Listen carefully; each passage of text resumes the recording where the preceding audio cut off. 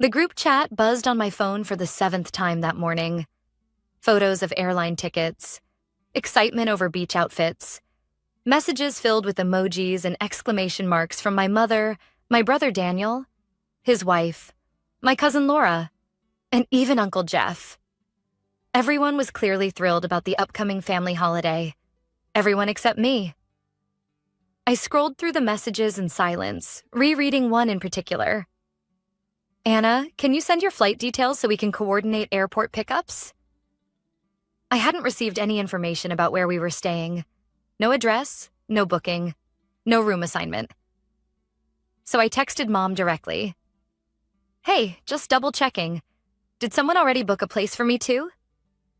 Her response came 5 minutes later. "Oh, completely forgot. Everything's full now. Maybe you can find something nearby?" "Sorry, sweetie." No explanation, no apology. Just an oops. As if this kind of thing hadn't been happening since I was 14. I stared at the message for a long moment, heart pounding, a mix of disbelief and a sickeningly familiar sting in my chest. They'd done it again. Forgotten. Or at least pretended to. You see, in my family, I was always the afterthought. The extra chair at the table, the one they forgot to include in group photos, the one whose birthday always fell through the cracks of their busy schedules, the one who didn't quite fit the mold. Daniel was the golden child. Business school, 2 kids, family man, successful in the traditional way. Laura was the fun cousin who was always loud, always included, always seen.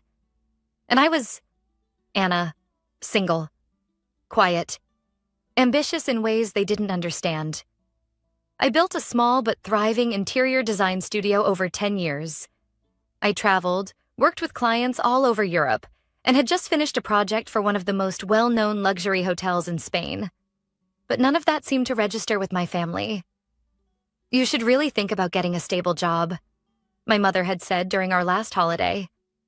"Your work sounds more like a hobby," Laura added, sipping from her Aperol spritz. I had nodded politely, smiled even, but deep down it chipped away at me. This time, though, I wasn't going to cry in the bathroom or cancel the trip in quiet humiliation. I was going to do something else. I opened my laptop, still staring at the group chat buzzing with excitement about their mid-range seaside apartments. I clicked open a different browser tab and typed 3 simple words: Ibiza Luxury Villas. The family holiday was supposed to be a budget-friendly 5-day trip to celebrate my mother's birthday. A cozy group vacation, she'd said. But now they had booked every apartment in the small complex and conveniently left me out. There it was. Villa Azul, 7 bedrooms, infinity pool, ocean view, private chef, staff 24/7, 18,000 euros for 5 days.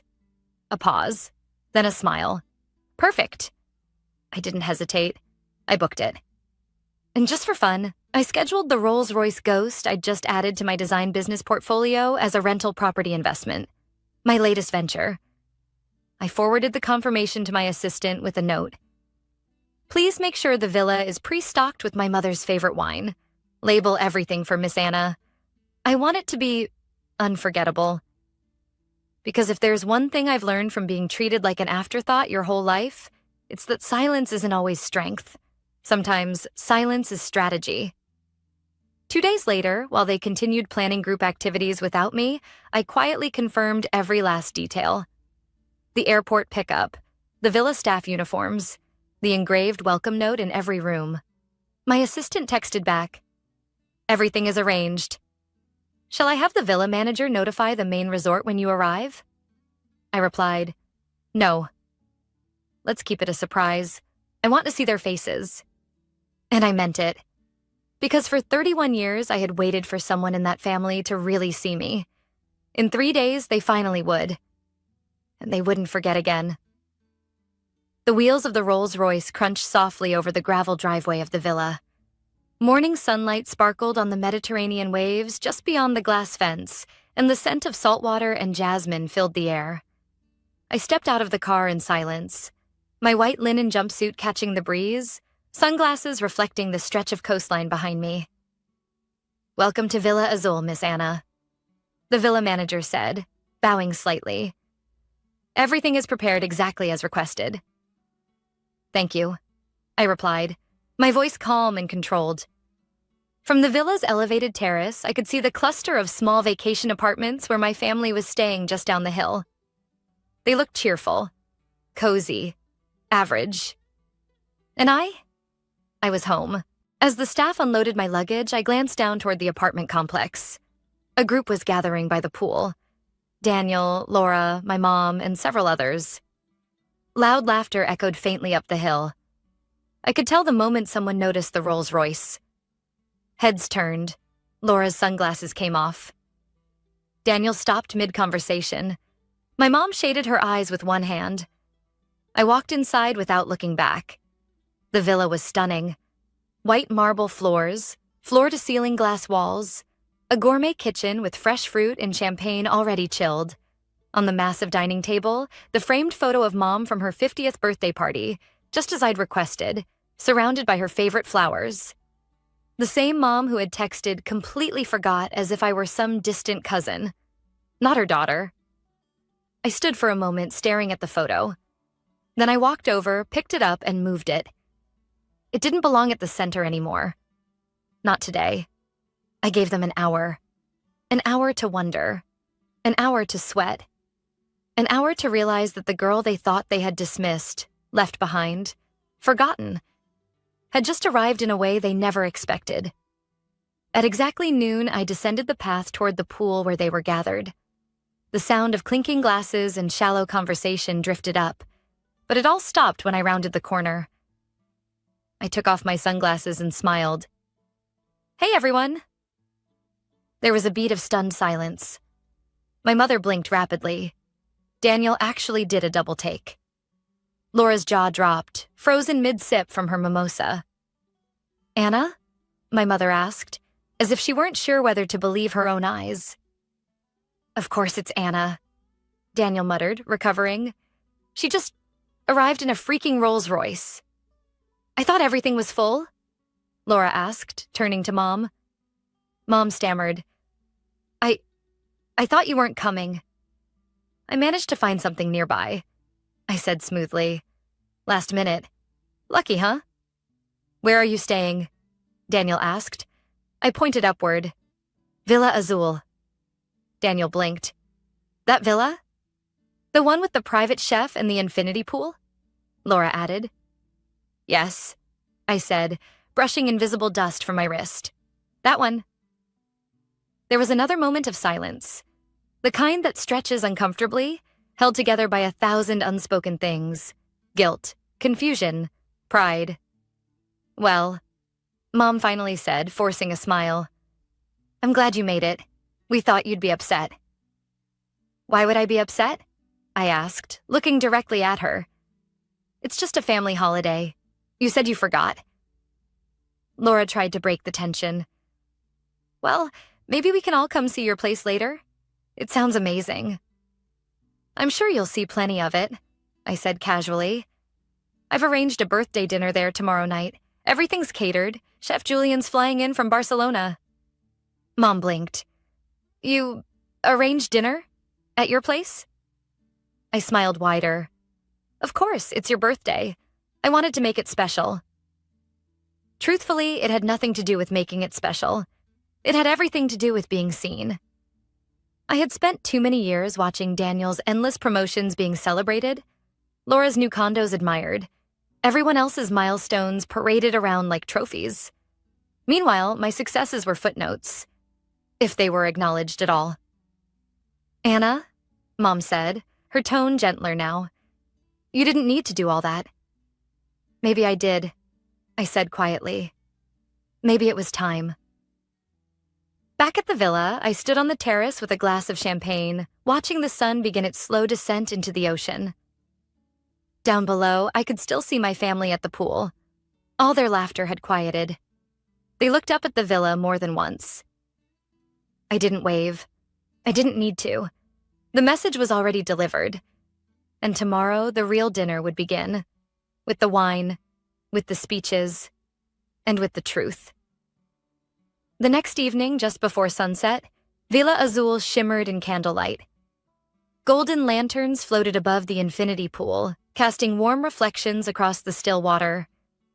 Tables were set beneath the pergola, draped in white linen and lined with crystal, gold flatware, and personalized name cards, each printed in calligraphy.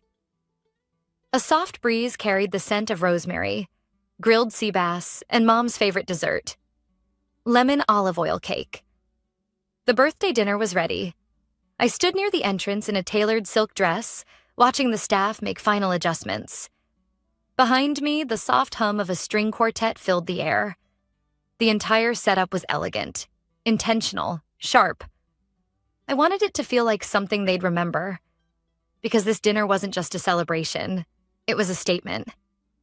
The Rolls-Royces arrived in sequence, just as I planned. The same luxury fleet they had watched me step out of 2 days before. Now, they were stepping into my world. Mom stepped out first, in her favorite navy gown, one she'd worn for Daniel's company award gala last year. Dad followed, stiff in his linen jacket, glancing around the villa like he was still trying to piece it all together. Daniel and his wife clutched hands, their faces blank but alert. Laura, as always, looked effortlessly composed until she saw the cake display. "Is that flown in from Giacomo's in Milan?" she whispered. I smiled. Chef Julian made it himself. Silence again. Surprise. Discomfort. A hint of awe. They were used to being the center of the story. Tonight they were just guests. As everyone took their seats, the mood slowly shifted. The champagne softened their edges. The food amazed them. I watched the tension unwind, replaced by curiosity. Mom turned to me, tone light and curious. "This place is just beyond anything I imagined. Really, Anna? I had no idea." "Most people didn't," I said, sipping my wine. "You've done well," Dad added, a bit gruff, like it pained him to say it. "Very well." "I'm glad you think so," I replied calmly. "It's been a long journey." By the time dessert arrived, I stood to speak. Everyone fell quiet. I looked around the table, at the faces that had smiled at each other for decades, often without seeing the one face that lingered just outside the frame. Mine. "I want to thank you all for coming tonight," I began, voice steady. "I know this trip was meant to be low-key, casual, but when I heard there wasn't room for me in the apartment bookings..." A ripple of discomfort moved across the table. I decided to make my own arrangements, something appropriate. A few half-laughs, nervous, unsure of the tone. Mom shifted uncomfortably.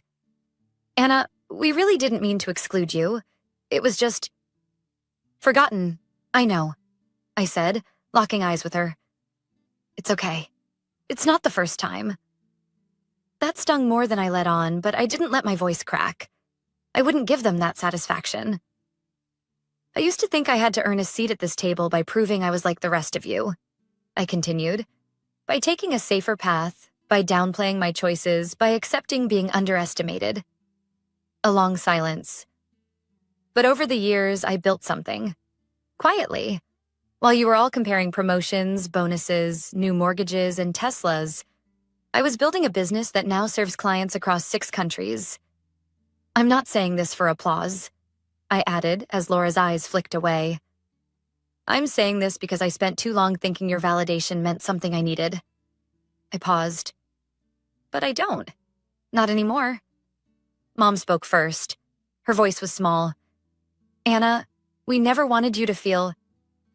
"I know," I interrupted. "You never wanted me to feel left out.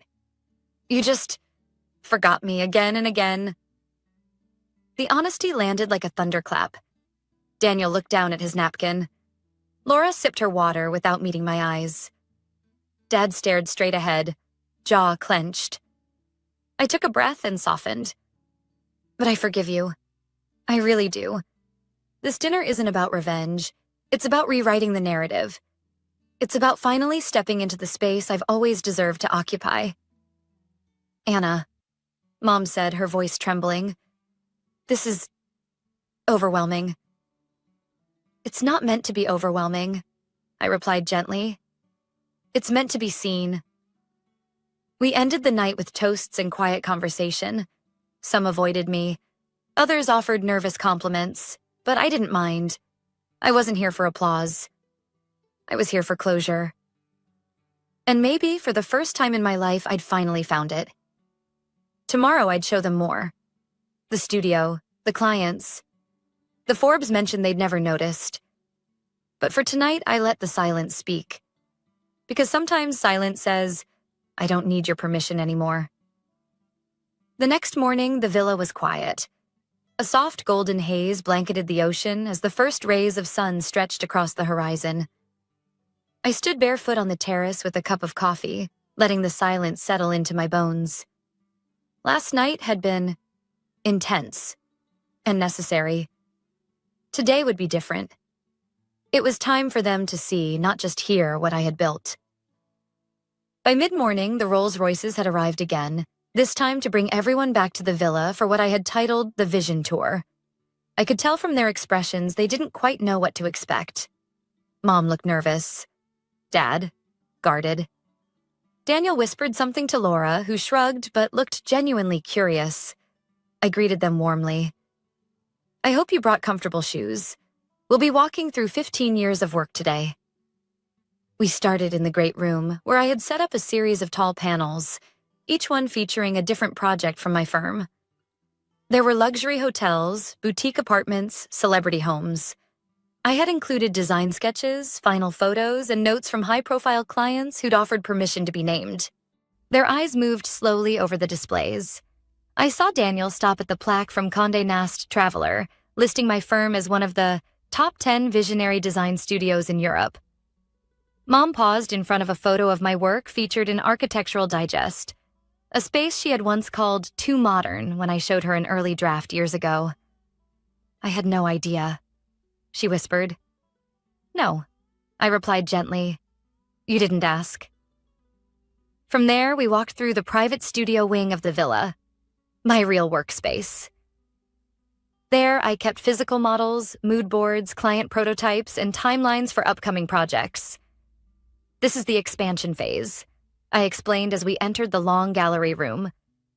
In the past 3 years, I've opened branches in Paris, Lisbon, and New York. My work's now contracted through developers across 2 continents. Dad gave a low whistle. This is serious scale. Has been for a while, I said, walking to a large screen and turning it on. I've even been developing a software platform for real-time virtual interior staging. AI-enhanced, of course. Launching next spring. Daniel leaned forward. That's really advanced. Who's funding this? I am, I replied. He looked stunned. I guided them to a wall I'd saved for last. It held 4 simple frames. Each one contained an email or message from my family. Dismissive, belittling, or simply indifferent. One was a forwarded message from Laura. Let's not ask Anna to decorate the lake house. She does weird stuff. Another was from Dad. Maybe it's time you thought about something practical. And next to each one, a photo of the project that followed the message. The awards, the client testimonials, the revenue numbers. Silence fell. Mom stepped forward and touched the frame with her own message. We don't want to see you struggle anymore, sweetie. She turned to me, her eyes glistening. I thought I was helping. I know you did, I said. But it wasn't help. It was doubt, wrapped in concern. We moved into the media room where I had prepared a short film, just 5 minutes long. A visual timeline of my journey. Clips of me working in that tiny one-room studio in Lisbon. Snippets from client interviews, project unveilings, magazine covers, footage from when I was featured in a panel on design tech in Dubai. The final shot was a slow zoom out from my desk to reveal the entire global team I now employed. I looked around as the lights came back on. No one spoke for a moment. Then Daniel let out a long breath. You built a legacy, Anna. Finally, the words I'd waited years to hear. Afterward, we walked back out into the sunlit courtyard. Mom took my hand. You weren't just making spaces beautiful. she said quietly. You were making space for yourself, for your dreams. I smiled. Exactly.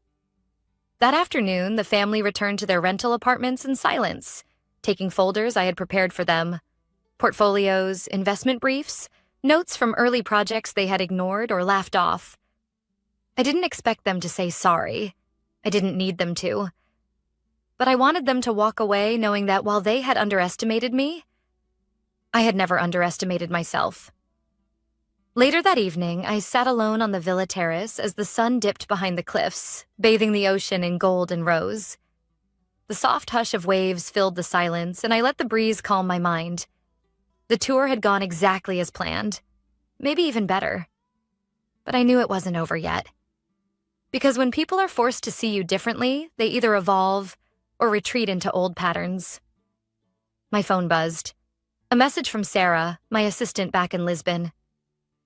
Just a heads up, Mr. Graham, your father, is waiting at the villa entrance.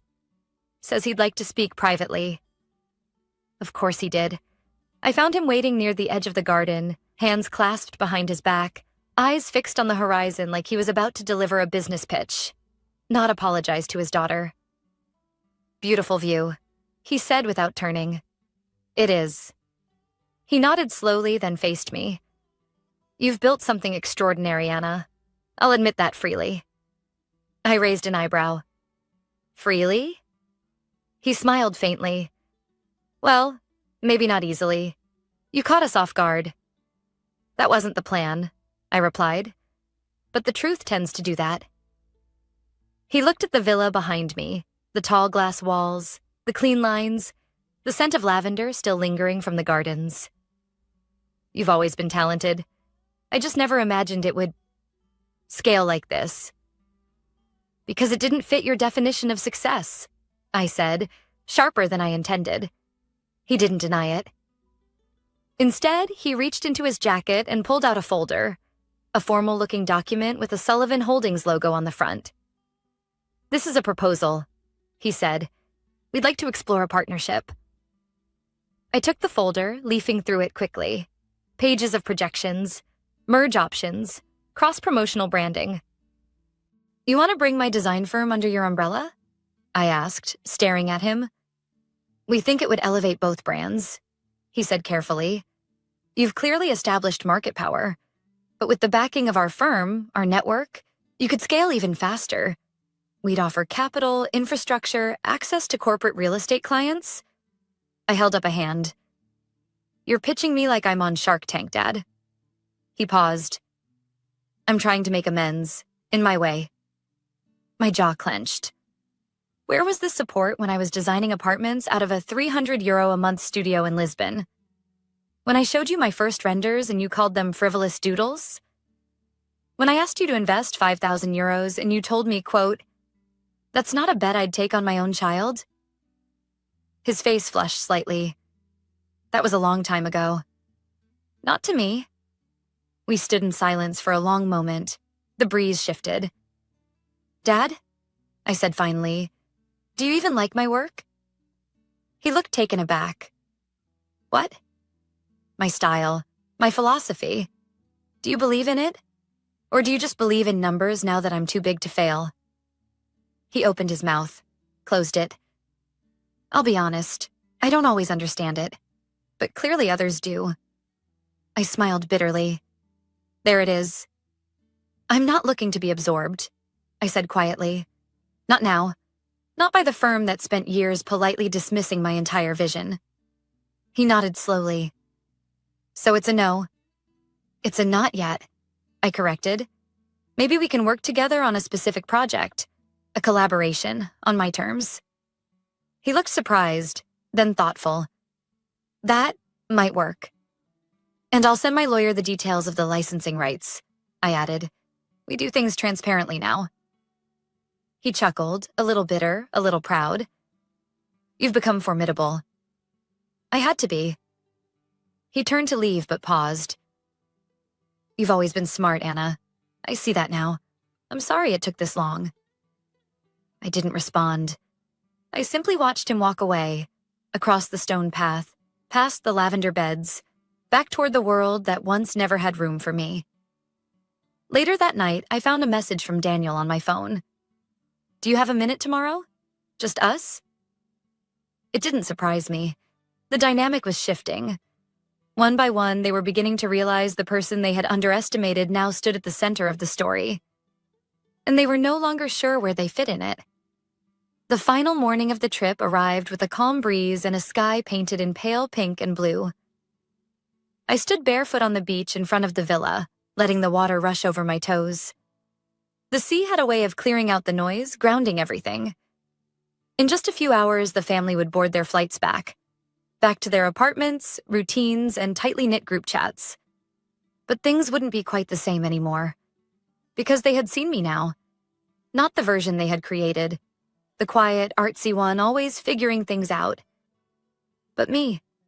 The version that had never needed their permission. A soft knock came on the terrace door. I turned to see Daniel standing there, hands in his pockets, eyes unreadable. "Walk with me?" he asked. We strolled the edge of the water in silence for a minute. "I owe you an apology," he said at last. "I think I always believed I was protecting you when I doubted you." "By dismissing me?" I asked softly. He nodded. "Yeah, that's what it was. I didn't understand your choices, so I minimized them. I thought that made me the responsible one. The mature one." "You were the favorite," I said without bitterness. "You played the part they wanted." "And you didn't," he replied, which took more courage than I ever had. We stopped walking. The waves curled around our ankles. "I saw your firm's numbers," he said. "I researched everything after last night. What you've done, Anna. It's not just impressive. It's visionary." I met his gaze. "Thank you." He hesitated. "Would you ever let me invest? Privately?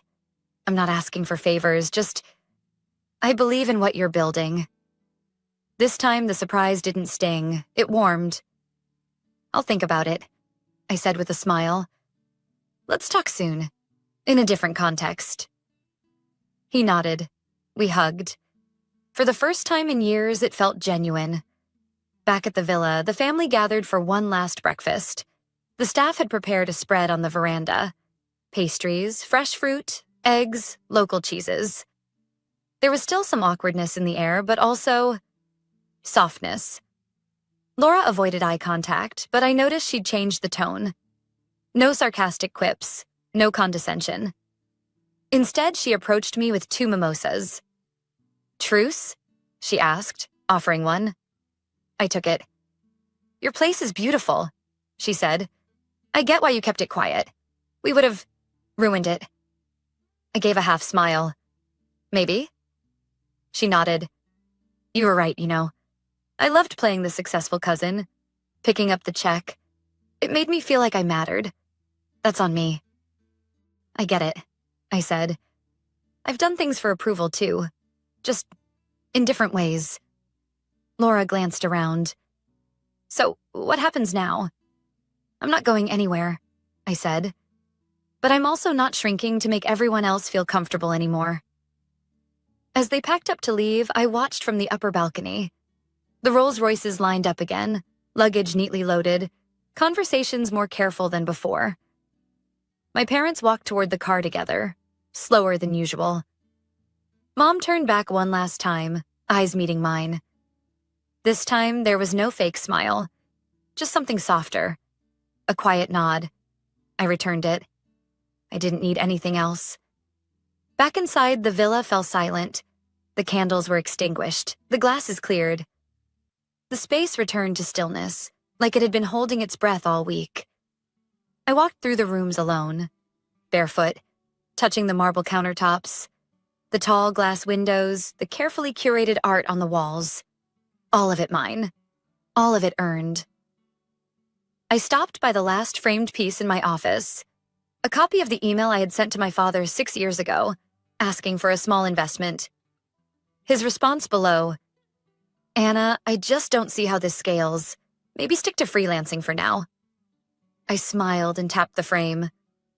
"Thank you," I whispered. Because in the end, every doubt became fuel. Every rejection became clarity. As the sun set, I poured a glass of wine and stepped onto the terrace, barefoot once again. The wind was warm, and the air smelled like salt and lavender.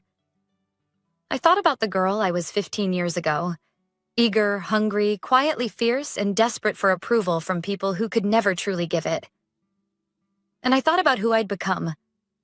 Not in spite of them, but without them. I raised my glass to the sea, to the silence, to the seat I had built for myself at a table no one else designed.